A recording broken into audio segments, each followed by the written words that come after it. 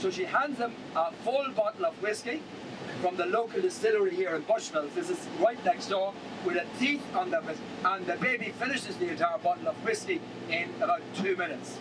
And the Scottish giant is so terrified. He says, if the baby is like this, what on earth must the father be like? So anyway, they all settle down for the night, and suddenly realizing that he's going to be killed by the father of this baby the next day, the Scottish giant sneaks into the house, back down onto the causeway, and halfway on his way back to Scotland, he tears down the causeway behind him just to make sure Fionn McCool cannot follow him all the way back to Scotland. So that is why today you will see the causeway starts here in Northern Ireland, it continues all the way across, but only under the sea, and it emerges again in Scotland on the far side.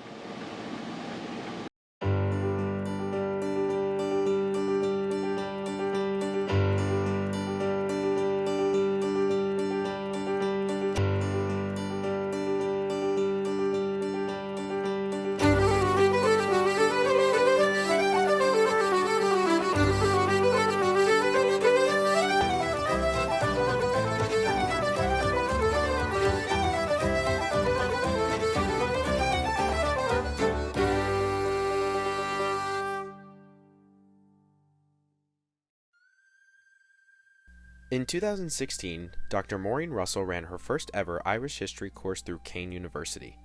From that single class, and through a partnership with Ocean County College, came the inspiration that would lead her to develop a study abroad seminar based out of Dublin, Ireland, which is now running on its 3rd year. Studying abroad is more dynamic than studying in the classroom because students have the opportunity to experience people and places in a context that makes more sense. It's a more dynamic process. It is probably less familiar and maybe a little uncomfortable, but that's where so much learning can actually happen. So for example, when we go to the jail and students walk through the corridors and feel the atmosphere of the jail, where so many children even went during the famine, and people chose to commit a small crime so that they could be jailed and at least know that they would get a cup of porridge a day, whereas otherwise they might have nothing. Or when we go to Derry and they walk the area where the Bogside Massacre happened, and they hear from an individual who actually witnessed civilians being shot during a protest. It makes a difference in terms of their level of understanding and empathy, which is so critical to becoming a global citizen. In an effort to build a foundation of knowledge for students before the trip, Dr. Russell brings in guest speakers like doctoral candidate Tim Cunningham. Tim's work on defensive planning in Belfast gives him a unique perspective of Ireland's history. Well, why is Ireland partitioned? There's probably a number of different responses to that one, but my own view, I think it would probably be a fairly mainstream one, is that Ireland is partitioned, the land is partitioned because the people are partitioned. And it's also important to remember, Ireland is partitioned, the border was drawn, and there was an artificial creation, but you don't need to go to Ireland or indeed the Middle East or indeed the Indian subcontinent to find partition. You find partition in many other countries in the world, including the United States, for example. Now, you don't have lines drawn in exactly the same way, but we know that there was an obvious division in the country between the North and the South, which is why there was a civil war. So partition and division, they're concepts that we could talk about for a very, very long time indeed. While the impact of studying history in a foreign country remains invaluable, Ocean County College recognizes their students have interests across the academic spectrum, and as of 2017, Professor Vijay Ramdeen has joined the Global Ed team, offering a course on the science of Ireland. I have them look at some geographical applications such as the Giant's Causeway, how was that formed, even looking into things like power production. Ireland is an island, so we have to think about how do they actually produce their own power, where do these sources come from? And studies have actually shown that study abroad improved retention and transfer rates, especially in students in the underrepresented or at-risk populations. To ensure students have the ability to pursue their interest in global education, people like Ken Malagiri, the Executive Director of the OCC Scholarship Foundation, work hard to provide opportunity through financial support. On behalf of our board chair, Noel Carino, and our entire team of volunteer board members, our goal is to ensure that as many students as able can participate in the global travel experience, because it gives different perspective to our students who otherwise might not have an opportunity to either leave the country or the area in which they are accustomed. It really provides an in-depth learning experience to complement what they would have in their coursework here at home in Ocean County. And so, with the knowledge and support provided by those who've brought this program to life, students take flight, headed towards an educational journey that is sure to change the way they see the world.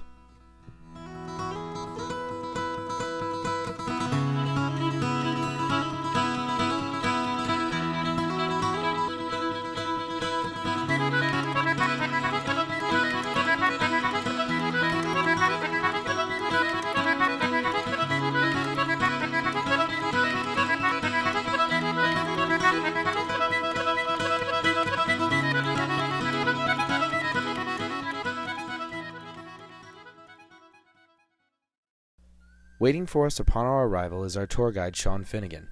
Sean is a retired teacher and an expert on all things Ireland. His knowledge goes beyond what you'll read in textbooks, and this is due to the fact that much of what he's learned comes in the form of oral history. By this I mean speaking to the people who lived through it. And when in there, that looks hopeless. You'll see one of the finest Japanese gardens in the world, and I'm not exaggerating. It is magnificent. The first few days are spent getting to know the area. St. Patrick's Cathedral, one of Dublin's most important pilgrimage sites, has been at the heart of Ireland's history for over 800 years. Some would say its story is a microcosm of the story of Ireland. From there, we venture deep into the Wicklow Mountains. Here, you'll find Powerscourt Gardens, also known as the Versailles of Ireland, hidden amongst the dramatic landscape of mountains and waterfalls. I'm Gabriella. I'm a returning student with the OCC Ireland trip, and today we're at Powerscourt Estate. And this is personally one of my favorite experiences of the entire trip because you get the beautiful scenery, and my specific favorite is the Japanese gardens. At the end of the day, we're given the chance to explore areas that weren't on the itinerary, like the streets of Dalkey and the cliffs of Howth. Now we're in Howth, a great little seaside village. Right now we're on top of a big rock that we decided we'd come here and climb.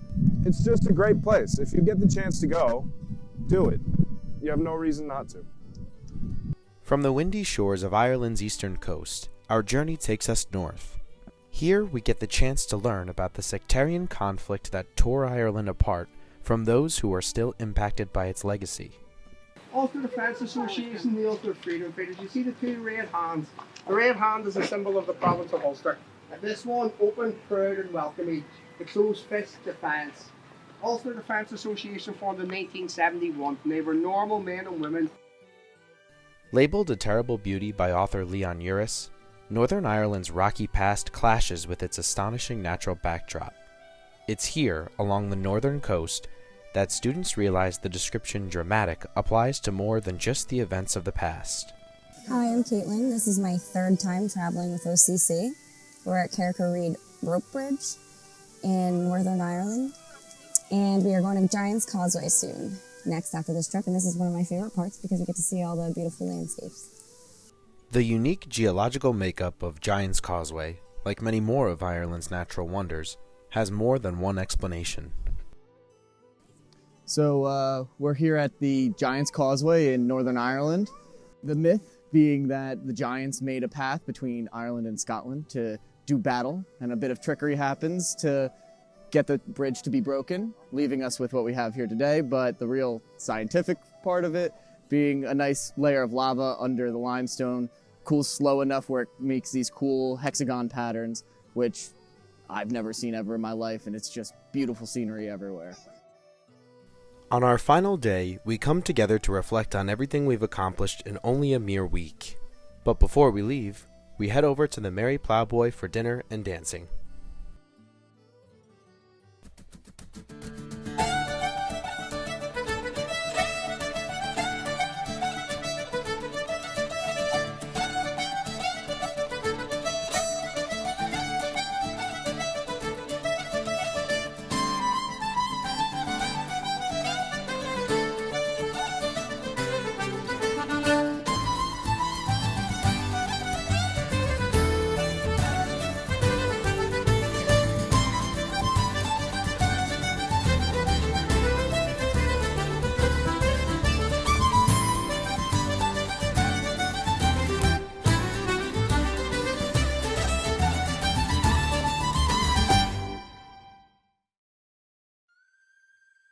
After a week of exploring, building friendships, and developing an understanding for what it takes to be a global citizen, it's time to say goodbye. And in the traditional Irish fashion, our tour guide Sean sends us off with a song. Oh, but I'm not really unhappy, 'cause maybe I got me a son, and the sun will be just as shining in the morning as the first day the world began. Oh, you're never too old to start living, to get up and have some fun.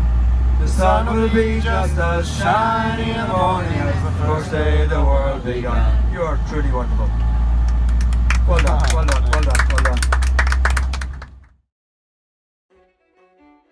Once we're back, Dr. Russell invites us to her home to discuss our final projects. It's here that we get the opportunity to reflect on the experiences that provide proof for the old Irish proverb. In Ireland, there are no strangers, just friends you have yet to meet.